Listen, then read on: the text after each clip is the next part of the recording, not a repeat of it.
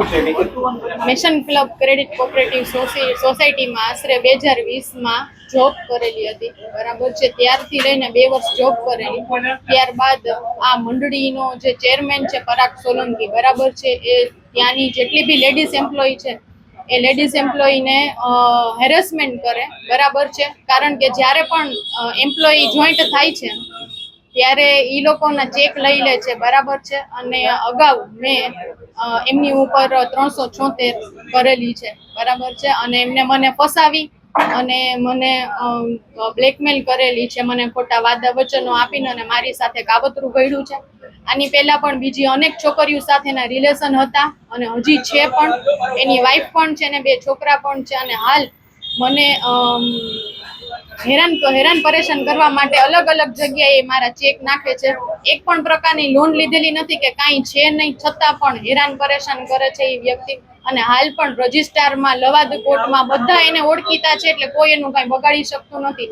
Even rape case 376માં પણ એને એક પણ દિવસ જેલમાં રહ્યો નથી. એટલે એ પોતાને સમજે છે કે હું બધેથી બધે પહોંચી વળીશ, કારણ કે અમારી પાસે પૈસા નથી, અમે કઈ જગ્યાએ પોલીસ વાળા અમને હેલ્પ કરે છે, એ બધી વાત સાચી, બરાબર. પણ હાલ અત્યારે છૂટો એવી રીતે રખડે છે, જ્યારના એને જામીન મળ્યા છે ત્યારના ઈ મારી ઉપર અલગ અલગ પ્રકારે કેસો કરે છે, જેમ કે દ્વારકા, અંજાર, મોરબી.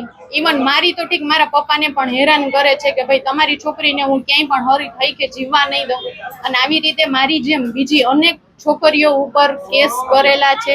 એક પણ પ્રકારની લોન નથી લીધી, છતાંય આ તમામ કેસમાં પરાગ સોલંકી તો છે જ, સાથે સાથે એમની વાઈફ ઉર્મી પરાગભાઈ સોલંકી, એનો છોકરો વૈભવ પરાગભાઈ સોલંકી તથા લોનમાં કામ કરતા એમ્પ્લોયી જેવા કે રિકવરી એજન્ટ છે, બરાબર છે, વિવેક વિનોદભાઈ ટાંક, મોન્ટુ વિનોદભાઈ ટાંક, વરુ મશરૂ, એ બધા જ આને સપોર્ટ કરે છે. અને હાલ અત્યારે એક સ્ત્રી થઈને હું એમ કહું છું કે જેટલા બી લોનીઓ છે એને ઇન્સાફ દેવડાવો અને મને પણ ઇન્સાફ દેવડાવો, એવી મારી કલેક્ટર સાહેબને રજૂઆત છે. તથા પોલીસ ને એ જ એટલું જ હું કહેવા માંગીશ છેલ્લે કે આ વ્યક્તિ જેલમાંથી છૂટવો ન જોઈએ, કારણ કે એ જો જેલમાંથી છૂટી જશે અથવા તો ઈ પકડાશે નહીં તો ઈ હજી પણ અમારી ઉપર અલગ અલગ જગ્યાએ આવા કેસ કરશે.